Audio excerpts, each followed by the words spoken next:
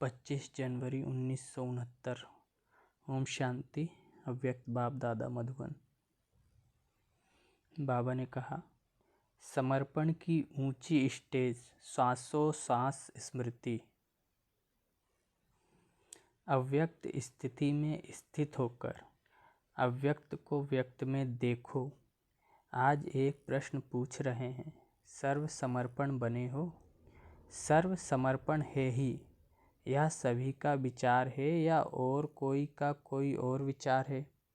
सर्व समर्पण किसको कहा जाता है? सर्व में यह देह का भान भी आता है। देह ले लेंगे तो देनी भी पड़ेगी, लेकिन देह का भान तोड़कर समर्पण बनना है। आप क्या समझते हो? देह के अभिमान से भी संपूर्ण समर्पण बने हो? मर गए हो व मरते रहते हो।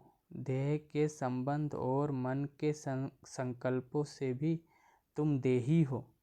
यह देह का अभिमान बिल्कुल ही टूट जाए, तब कहा जाए सर्व समर्पणमय जीवन। जो सर्व त्यागी सर्व समर्पण जीवन वाला होगा, उसकी ही संपूर्ण अवस्था गाई जाएगी।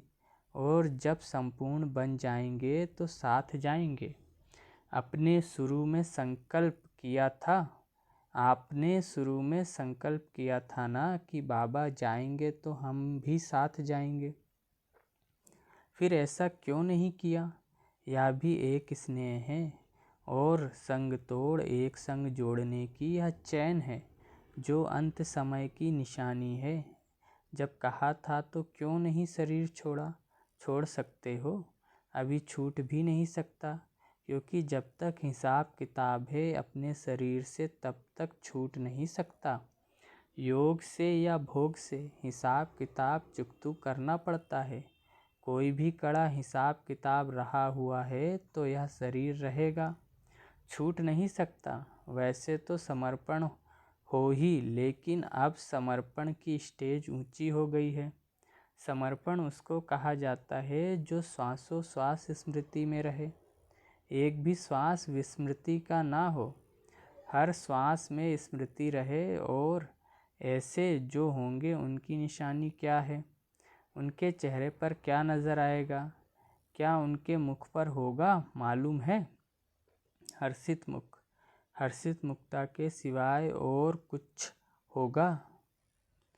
हर्षित मुक्ता के सिवाय और भी कुछ होगा?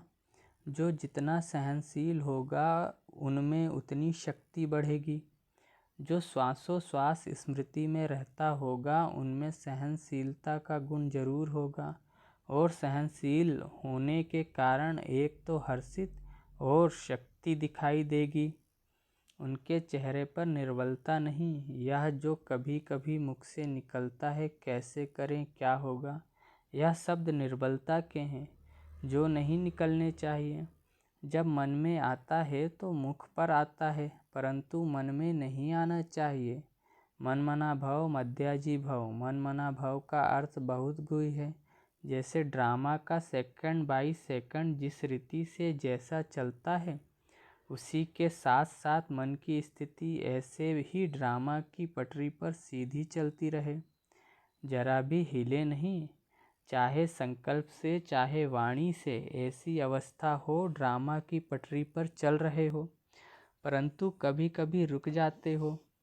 मुख कभी हिल जाता है, मन की स्थिति हिलती है, फिर आप पकड़ते हो, या भी जैसे एक दाग हो जाता है। अच्छा, फिर भी एक बात अब तक भी कुछ वाणी तक आई है, प्रैक्टिकल में नहीं आई है। कौन सी बात वाणी तक आई है, प्रैक्टिकल नहीं? यही ड्रामा की ढाल जो सुनाई। लेकिन और बात भी बता रहे थे, वह यह है जैसे अब समय नज़दीक है, वैसे समय के अनुसार जो अंतर्मुखता की अवस्था वाणी से परे अंतर्मुख होकर कर्मणा में अव्यक्त स्थिति में रहकर धारण करने की अवस्था दिखाई देनी चाहिए, वह कुछ अभी भी कम है। कारोबार भी चले और यह स्थिति भी रहे, यह दोनों ही इकट्ठा एक समान रहे, अभी इसमें कमी है। अब साकार तो अव्यक्त स्थिति स्वरूप में स्थित है, लेकिन आप बच्चे भी अव्यक्त स्थिति में स्थित होंगे तो अव्यक्त मुलाकात का अलौकिक अनुभव कर सकते हो। एक मुख्य बात और भी है, वर्तमान समय ध्यान पर देते हैं जो तुम्हारे में होनी चाहिए वह कौन सी? कोई को आता है जो मुख्य साकार रूप में भी कहते थे, अमृत वेले उठना। अमृत वेले का वायुमंडल ऐसा ही रहेगा। साकार में अमृत वेले बच्चों से दूर होते भी मुलाकात करते थे, लेकिन अभी जब अमृत वेले चक्र लगाने बाबा आते हैं तो वह वायुमंडल देखा नहीं है। क्यों थक गए? इस अमृत वेले के अलौकिक अनुभव में थकावट दूर हो जाती है, परंतु यह कमी देखने में आती है। यह बाप दादा की सुभिक्षा है कि जल्दी से जल्दी इस अव्यक्त स्थिति का हर एक बच्चा अनुभव करे। वैसे तो आप जब साकार से साकार रीति से मिलते थे तो आपकी आकारी स्थिति बन जाती थी।